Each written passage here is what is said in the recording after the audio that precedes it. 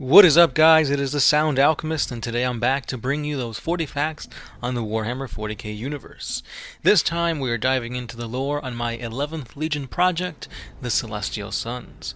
And last time we covered the Infernal Sons' very own Nurgle-devoted Terminator Lord. And today we're talking about the Tzeentch-devoted Chaos Sorcerer, Arunsar the Hundred. So if you guys don't know what this little snippet of lore is, it is my fan version of the 11th Legion. As we all know, the 11th Legion has been lost all thanks to the Emperor's Edict of Obliteration, but this is my interpretation of what I think happened.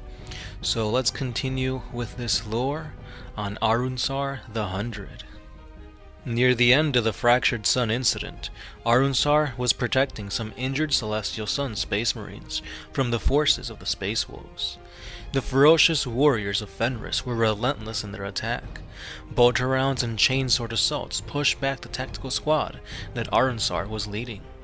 He could now allow the wolves to advance any further, for the room behind him housed many injured Celestial Suns. Channeling the powers of the warp, Arunsar summoned forth a hail of warp lightning. Fenrisian power armor was no help against this mighty assault. However, 2 Space Wolves survived. Arunsar ordered his tactical squad to advance and finish the job. Just then, a warrior clad in golden armor appeared behind the Space Wolves. Arunsar screamed at his men to retreat, but in the blink of an eye, he was already on the squad. His movements were a blur, but each attack was a perfect killing blow. In mere seconds, the Adeptus Custodi took care of the Celestial Sun's tactical squad, and then he set his sights on Arunsar.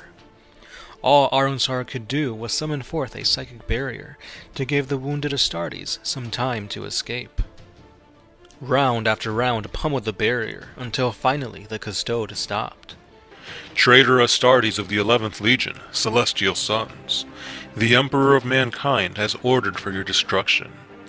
Now is your only chance for redemption. Lend your aid to the Imperium and help us end this bloodshed. Strike down your corrupted battle brothers, and the Emperor shall forgive you. The time for your redemption is now. With this being said, the Custode leaves. Taken back by this declaration, Arunsar turns around and sees the wounded Astartes before him. They raise their bolters and bolt pistols, and fire. The Celestial Sun's Psyker takes multiple hits before falling. Anger swells within him. How could his fellow battle brothers betray him? He who would protect them. He who has fought alongside them. He who controls the powers of the warp. He who would make them suffer greatly. With hatred now fueling his actions, Arunsar rises. With an outstretched hands, flames as hot as the sun itself engulf the wounded warriors. This would be the beginning of Arunsar's descent into the abyss we all call chaos. Years pass, and now the Midnight Sun Dante Hueco has tasked his 4 generals, the Bloody Eclipses, with finding the remaining Celestial Sons. Arunsar gathers his forces and he embarks on this mission of vengeance.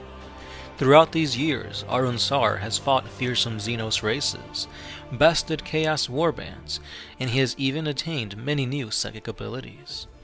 These new war powers have been gifted to him by his new patron chaos god, Tzeentch. On one occasion, Arunsar's warband had the unfortunate luck to make planetfall on the planet of sorcerers. The Thousand Suns attacked, and Arunsar was heavily wounded. On the edge of death, Arunsar enacted a spell so powerful that he was able to transfer his psyche into one of the Rubric Marines. Using this new body, Arunsar managed to steal a powerful tome inscribed with demonic spells from the Thousand Suns. Throughout the years, Arunsar has stolen hundreds of bodies, all for the pursuit of knowledge and power, each time bringing him closer back to the Hellforge of the Infernal Suns. Now that he has contacted Dante Hueco, he's delivered the tome from the planet of sorcerers. With this, the whereabouts of the Celestial Sons have been found, but Arunsar has a secret agenda. He wishes to take Hueco's body and command the chaotic infernal suns for his own. But only time will tell if the 100 will succeed in his insidious plot. Now when it comes to using Arunsar the Hundred in the 9th edition tabletop, I play him as a sorcerer. Sorcerers are really, really good when it comes to the Chaos Space Marines. Their psychic powers are the best, honestly. You can pick just a regular sorcerer and get a ton from him in a turn or two, as long as you can get off your psychic powers. So, if we look at just a regular sorcerer, you generally want to include a jump pack on him, just so he's able to move where he needs to be to cast off these key powers. And in no particular order, I just want to point out the stronger of the psychic abilities that you can cast with your sorcerers. So let's start off with Death Hex. It's a warp charge of 8, and you pick an enemy unit within 12 inches of the psyker, and until your next psychic phase, that unit does not have invulnerable saves. This is huge, because if you have high AP weapons that are going to just cleave through normal armor saves, whatever unit that they're attacking is pretty much dead. If you have a character with a 3-up armor save, boom, he just became so much more squishy. So this, in combination with a very strong melee unit or a strong ranged unit, can just decimate your opponent's key vital minis. Continuing on, if you're going to be focusing on close combat, Diabolic Strength is one to keep in mind, because basically you bolster one of your models or units with 2 to their strength characteristics, and they get an additional attack. So say you're running him with a Demon Prince with wings, that just got a whole lot nastier. More attacks, more strength. It's pretty much a guarantee that whatever they're going at is just going to get crushed. Now to my favorite of the abilities here, you have Prescience. Prescience is just a multiplier. You add 1 to all hit rolls made for your unit that you pick until your next psychic phase. Not just in shooting, but also in close combat. And the cool thing about this is, since it's not till your next psychic phase, you still get that bonus during your opponent's turn too. So if you're stuck in combat, you're getting a +1 to your hit rolls for basically 2 rounds. That's really, really good. And then we have Warp Time, another one of my favorites that I love to use with a Demon Prince with Wing, because Warp Time, as long as you cast it, the model that you casted it on gets another movement phase.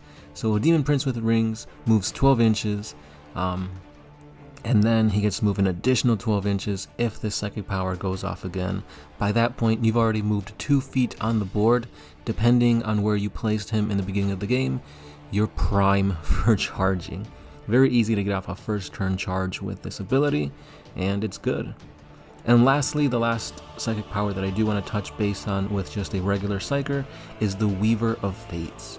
If you have a unit that needs to take an objective, I always suggest casting this on them, because if you have a unit that you see that, as long as it's a Tzeentch Legion unit, they gain a +1 to their invuln saves, to a maximum of 3. So that's really good. That's going to make them much more survivable. And on the off chance that unit doesn't have an invuln save to begin with, they don't get a 6-up. They go straight to a 5+ invuln save. Amazing. Honestly, this is why we need sorcerers in every list of chaos. Honestly, this is the glue to the chaos lists. It's a force multiplier. You're going to be doing so much work, and you'll definitely see a difference between lists that use sorcerers and those that don't. These guys are just amazing. Now, when it comes to Arunsar, yes, he's better as a sorcerer, but I feel like thematically, he just fits better as a master of possession. These guys are all about boosting demons. And since I play a demon engine heavy list, those boosts apply to these monstrosities of machine. So basically what a master of possession is that he has warp powers that benefit demons. So for example, the 2 that I'd say go ahead and take over everything else is Cursed Earth and Infernal Power. With Cursed Earth, you basically give a demon unit a +1 to the invuln save. So very similar to that other ability, but it only affects demons of the same legion as the Master of Possession.